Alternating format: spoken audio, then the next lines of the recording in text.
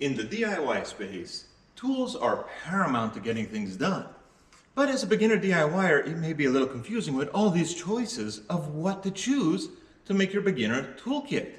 Some are on the more expensive end, some are more mid-range and affordable, and others tend to be used and less expensive. And now you also have to choose between cordless and corded options. In this multi-part series, we're going to be covering different tool options that you as a beginner DIYer might want to consider when making your toolkit to tackle more serious DIY projects.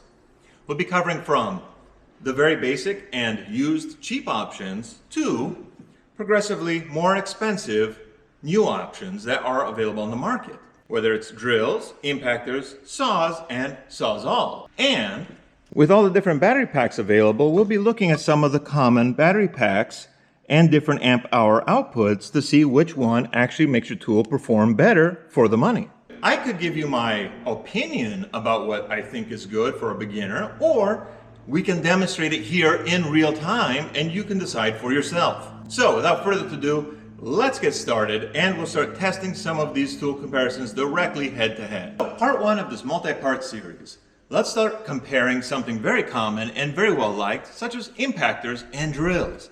These are going to be a very common thing in your toolkit and extremely versatile, useful tools.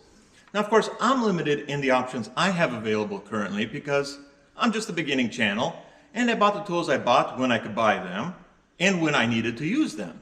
So I only have some limited choices, but let's look at two of the most common ones, such as DeWalt versus Milwaukee. Now, of course, this is a 20 volt versus an M12 12 volt, but both are running on 1.5 amp hour batteries. So we're going to run each one on its own and set up a timer. This way you can see directly how does it seem to behave and then do a side-by-side comparison and we'll split the frames together. Today we'll be driving large decking screws and lag bolts and see which one performs the best to help give you a better idea of what you should choose when you're picking an impactor between the two brands. We'll start with the DeWalt driving a decking screw. Here we go. Get it a little bit started here. And 3, 2, 1. Okay, pretty easy and efficient. Let's go ahead and back her out and see how she does. Pretty good. Okay, up next, let's do the Milwaukee. So be sure to catch this multi-part series and follow along in the shorts for parts 2, 3, 4, 5, 6, and 7, or you can also catch it in long form on the main channel in a full-length video.